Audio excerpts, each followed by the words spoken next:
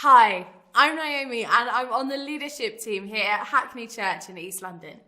And today I want to talk to you about the power of the invitation.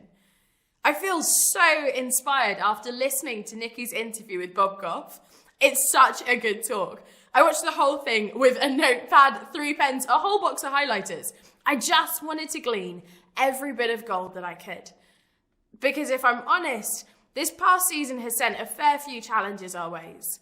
Whether it's the lockdown or the economy, whether it's suddenly becoming a teacher on top of your day job, or holding uncomfortable conversations around race and inequality. If you've got to this point in the year and you're also feeling a bit out of breath or in need of a really long nap, please know that you are not alone. This has been a really full-on season. Speaking personally, I lost my grandma right at the beginning of the lockdown. And it's safe to say that she was my best friend. Like many West Indian children, she was pretty much a third parent. My grandma was really naughty and she had the best sense of humour. But alongside that playfulness, my grandma Tapper personified hospitality. Her door was always open. There was always food for when a visitor turned up unexpectedly. Always a prayer before they left, having shared their burdens with her, knowing that she would listen and not judge. And as grandchildren, we saw it all. Single mothers, recovering addicts, adults with additional needs. Everyone was welcome at her table. And everyone knew that Grandma Tapper would talk with you and cuddle you and pray for you. And there was no way that you could leave her house without feeling different. And whilst I'm only able to recognise it now as an adult, she was so intentional about assuring her grandchildren that they were enough and that they had value and worth. It reminds me just how much it is a blessing to receive love like that, but also to be able to give it away. Because as life got rocky, my grandma was the steadiest foundation. After feeling burnt out during my studies, it wasn't home that I went back to, it was my grandma's. After trying to flesh out a faith of my own, and not one just borrowed from my parents, it was my grandma who handed me a Bible and a pen and set me loose. And after sensing a call to ministry, it was my grandma who playfully took the credit and said that it was her pious example that had drawn me into church leadership, even if I didn't know that myself. You see, I learned how to show and receive love from the woman who demonstrated it unconditionally, who showed me the true power of invitation, one that invites you into relationship, into acceptance, and into recognizing your value. So often in life, we just need someone to extend an invitation, to invite us, to show us what God's love can really look like in practice. And whilst we can't all have a Grandma Tapper, I've got good news for you. God's love is an even bigger invitation, and he's inviting us into it today, however we may be feeling. One of my favourite stories in the Gospels is the story of Zacchaeus. It's one of those stories that we all kind of know how it goes. You learn about it in Sunday school. I even had a puzzle of it as a child. But there's a reason that it's so popular. It's full of gold when it comes to the power of the invitation. Let's take a look at the story together.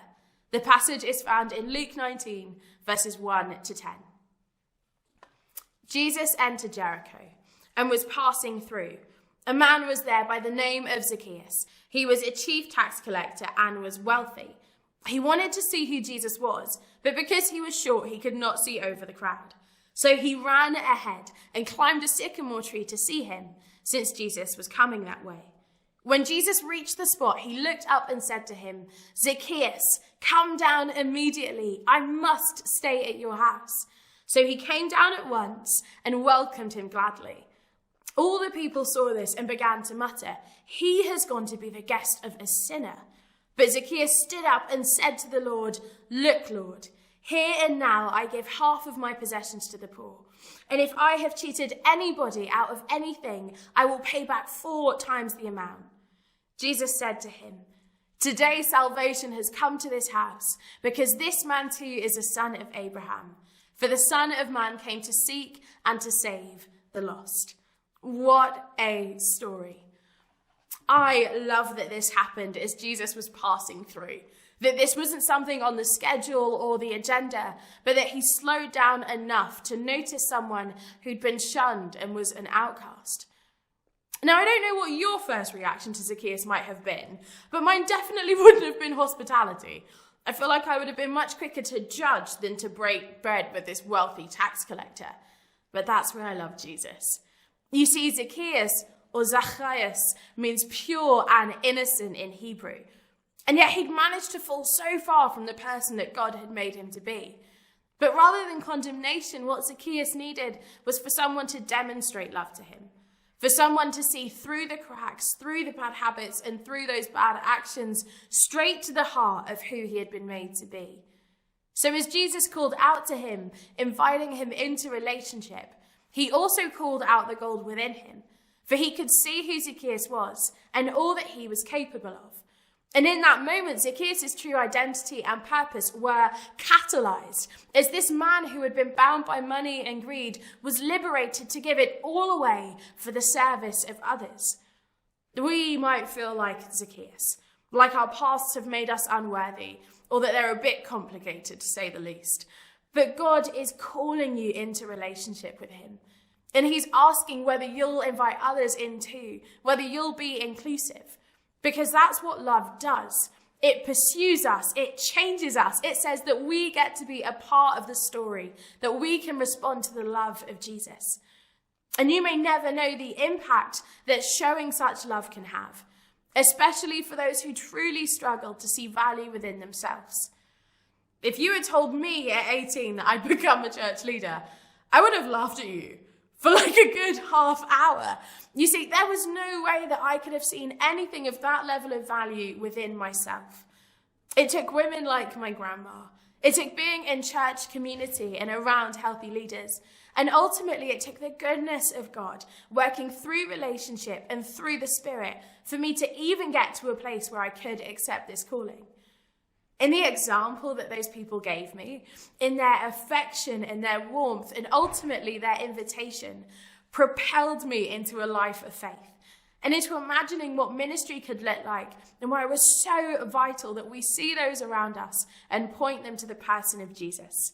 That we point them to the one who repairs, to the one who restores, to the one who says, I must have dinner with you. I want your time and your company. Wherever you are watching this from, I wonder who might be right in front of you that really needs to be seen. Who have you accidentally overlooked because that outer shell was a bit rough around the edges, or because their demographic seemed so different from yours? When Jesus looked at Zacchaeus, he saw the true heart within, the desire to glimpse something of God, the willingness to look a fool and climb a tree just to be able to observe God. And as Jesus' invitation began to strip away the shame and stigma of his past, he was empowered to shrug off the old and pick up the new. You see, he wanted to participate. He wanted to help. His heart was completely transformed.